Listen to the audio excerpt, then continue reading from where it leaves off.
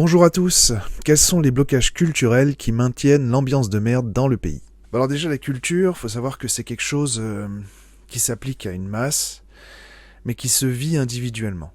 On sait qu'on a plein de cultures dans ce pays, on a la culture chrétienne, la culture post-chrétienne, la culture musulmane, la culture juive.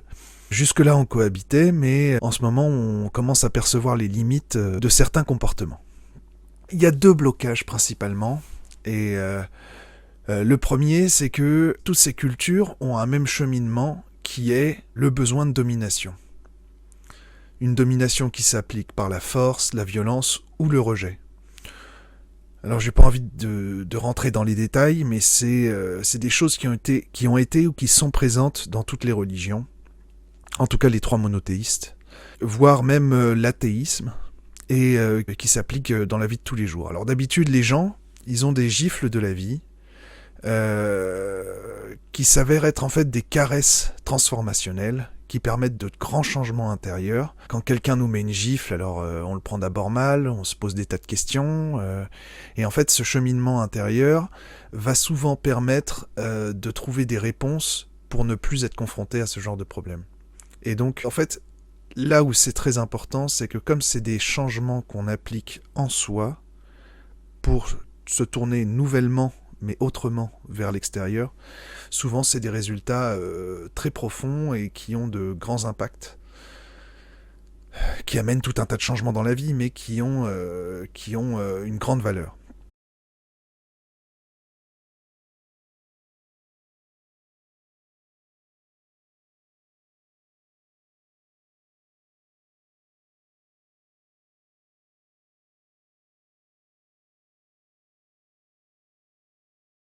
Donc la seule domination acceptable en ce monde, c'est une domination voulue. C'est-à-dire c'est pas quelqu'un qui applique par la force ou par la violence ou par quelque chose. On va dire plutôt c'est à base de non-violence, quelque chose que tout le monde choisit. Et donc là naît une domination, mais une domination qui est positive en fait, qui accepte tout le monde, qui écoute tout le monde et qui prend soin de tout le monde. Alors sinon il y a un deuxième blocage.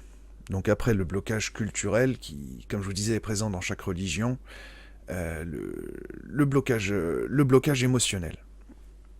Et donc en fait, il faut catégoriser les émotions. On a des émotions positives, on a aussi des émotions négatives. Et moi j'ai envie de m'intéresser aux émotions négatives, celles qui nous enferment en fait. Elles nous enferment souvent, puisqu'on prend tout à cœur. Et souvent, c'est une violence qui est interne, mais on prend tout à cœur. Et cette violence interne provoque des réactions disproportionnées. La culture, c'est pas sa vocation première, parce qu'elle se cache derrière la volonté d'unir, mais en fait, c'est pour désunir, c'est pour se séparer des autres cultures. On impose une certaine vision du bien. Et cette vision du bien ne plaît pas aux autres cultures. Ce qui est normal parce qu'elle n'est pas édulcorée.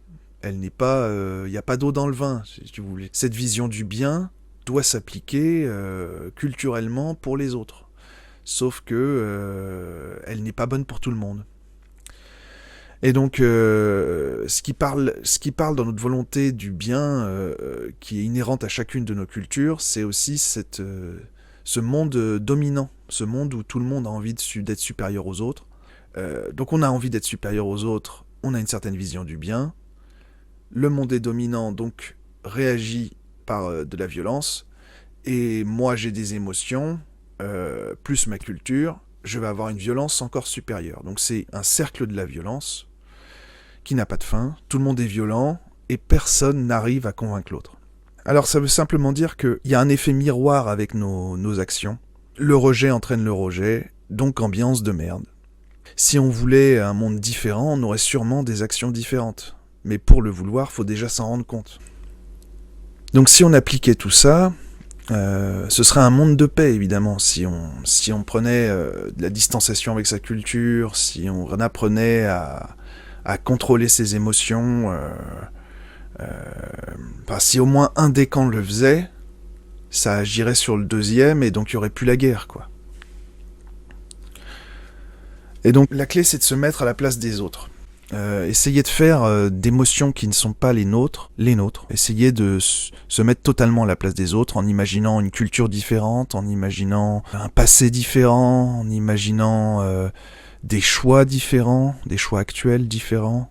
Essayer de se rapprocher de l'autre au moins sur un plan mental, quoi. Mentaliser tout ça et se rapprocher de l'autre en fait sans lui avoir rien dit, mais être plus proche de lui déjà intérieurement. Donc ça se fait comment ? Ça se fait par deux clés.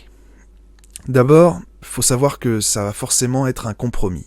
Et donc que ce compromis doit partir de nous. Donc il faut sauter sa barrière culturelle, sa barrière émotionnelle, pour arriver à avoir des efforts personnels qui arriveront à changer les autres. Je pense à ça souvent, c'est pour ça que j'ai envie d'en parler. On a tous des préjugés, quand on parle de préjugés, on parle de préjugés négatifs, c'est rarement des préjugés positifs. On a tous des préjugés. Si les préjugés existent encore, c'est qu'il y a des gens qui ont des preuves et qui les rapportent aux autres, en fait, qui ont les preuves que ces préjugés sont vrais, en fait. Qu'il y a encore des faits divers qui valident tous ces préjugés et qui discriminent toute une frange de la population. Et ça marche pour n'importe quelle culture, en fait. Et donc, le truc bête, en fait, c'est que ces préjugés, on a tendance à les rejeter d'un revers de la main, alors qu'il suffirait de vouloir les briser. Alors, comment on brise un préjugé ? Eh bien, c'est en faisant son contraire, en fait. Je veux dire, on a tous le préjugé du mec en jogging au fond du bus, avec les écouteurs à fond, même pas dans les oreilles. Donc tout le monde profite de la musique. Bon, ça c'est un préjugé encore assez sympa. Je veux dire, j'aurais pu choisir pire. Mais voilà, donc ça c'est un préjugé sur, par exemple, un mec de cité. Disons que pour moi, les mecs de la cité seraient tous comme ça. Qu'est-ce qui ferait que moi je me sentirais mieux ou j'aurais plus envie d'aller vers ces gens ? C'est justement que la prochaine fois que je le croise, ce mec-là ait ses écouteurs dans ses oreilles, que j'entende pas sa musique, qu'il soit pas au fond du bus, qu'il soit assis devant ou machin. Voilà, comment on rompt les préjugés ? Eh ben, en travaillant à leur contraire, à montrer, en les combattant, tout simplement, en fait. Le combat des préjugés, c'est pas forcément chez les gens qui ont des préjugés, c'est aussi chez les gens qui en sont victimes. C'est-à-dire, il suffit de changer pour changer les choses.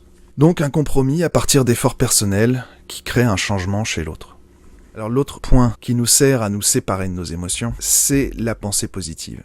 Alors on se retrouve avec les seules émotions qui comptent vraiment, c'est-à-dire la joie, l'amour, et tout en rejetant toutes les autres. C'est ça le principe de la pensée positive, c'est de trouver le bien qu'il y a dans chaque situation. Donc je sais pas si j'en ai parlé, mais je me demandais quels seraient les résultats si on appliquait tout ça en termes de paix dans le monde pour l'actualité. Qu'est-ce que ça changerait d'avoir mis fin à ce blocage émotionnel, ce blocage culturel ? C'est-à-dire des juifs qui manifestent pour un Israël mieux partagé, des musulmans qui manifesteraient pour libérer les otages. En fait, se mettre à la place de l'autre, voilà.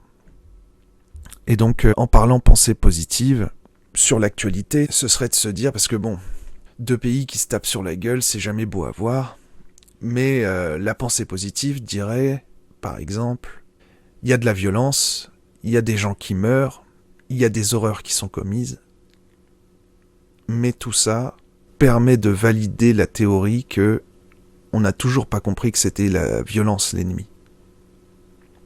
Et donc, que si c'est la violence l'ennemi, il nous reste au moins ça à comprendre. Et rien que le chemin pour y arriver, aussi dur soit-il, est nécessaire, et donc, je dirais pas une bonne chose dans tous les sens du terme, mais c'est une voie d'apprentissage, donc c'est vers du mieux. Pareil, si on reprend le côté émeute en France, il y a eu beaucoup de casse, il y a des gens qui sont repartis à zéro alors qu'ils avaient un business qui tournait, et il y a des jeunes qui ont fait n'importe quoi, qui, sous couvert d'une injustice, ont voulu faire la leur.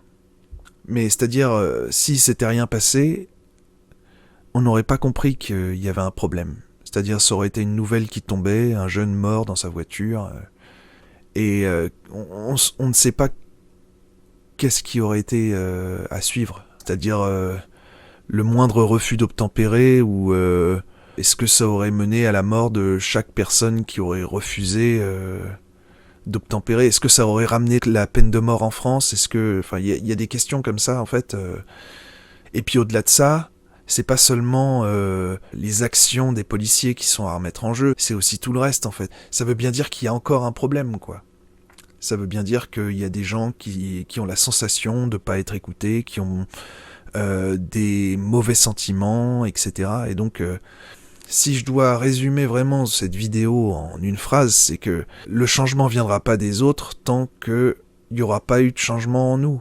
Parce que, je veux dire, on les connaît, les effets, les conséquences, les causes, etc. Je veux dire, c'est tout le temps la même chose qui produit les mêmes effets parce que nous, on n'évolue pas. C'est-à-dire, on a toujours cette barrière culturelle, cette barrière émotionnelle. Sous couvert d'humanité, on fait les pires erreurs, les pires horreurs, et au fond, en fait, il y aura toujours quelque chose à condamner, quoi. Enfin bref, voilà. Maintenant, tu connais la réponse à pourquoi personne n'a raison. Viens voir mon site si tu es prêt à changer. Je te conseille aujourd'hui mon dernier t-shirt, à savoir « Good is the new bad ». N'hésite pas à me poser des questions ou à me dire ce que tu en penses. Et like et partage si tu veux en parler avec tes potes. À plus.